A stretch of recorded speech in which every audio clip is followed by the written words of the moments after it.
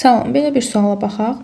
Polimerlər verib naylon lif və kapron lifi makromolekулunda metilen qruplarının sayı MM, polimerləşmə dərəcəsini müəyyən etməliyik. İlk olaraq bunların quruluşlarını yazaq. Naylon lifi heksametilen diamin və adipin turşusunun polikondensləşmə məhsuludur. CH2-dən 6 dəfə, NH, COO, CH2-dən 4 dəfə, CO şəklində yazırıq. Burada demək makromolekulunda metilen qruplarının sayı verib ki, M-dir. Demək, bunun M dənə metilen qrupu olanda polimerləşmə dərəcəsi X-dir. Bəs biz baxaq görək, bunun naylon lifində nə qədər metilen qrupu var? Metilen qrupu, yəni CH2-lərin sayına baxacaq. 6 dənə CH2 burada, 4 dənə burada. 10 dənə və polimerləşmə dərəcəsinə vururuq. N. 10N olanda polimerləşmə dərəcəmiz neçədir? N.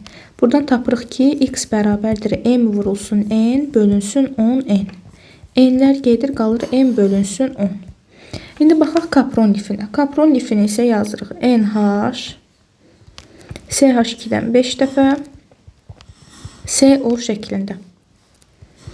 Burada yenə deyir ki, makromolekulda metilen qruplarının sayı M-ə bərabərdir. M olanda nə qədərdir? Bunun polimerləşmə dərəcəsi Y-dir.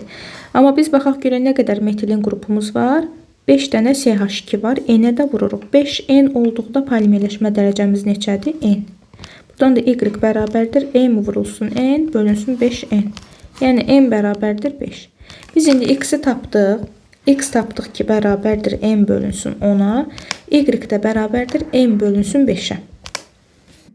İndi biz bu X-in qiymətindən, X-in qiymətinə əsasən Y-i tapmalıyıq. Biz X-in qiymətini, yəni M böl 10-u 2-yə vursaq, bu edəcək M bölünsün 5. Yəni Y nəyə bərabərdir? 2X-ə. A variantı.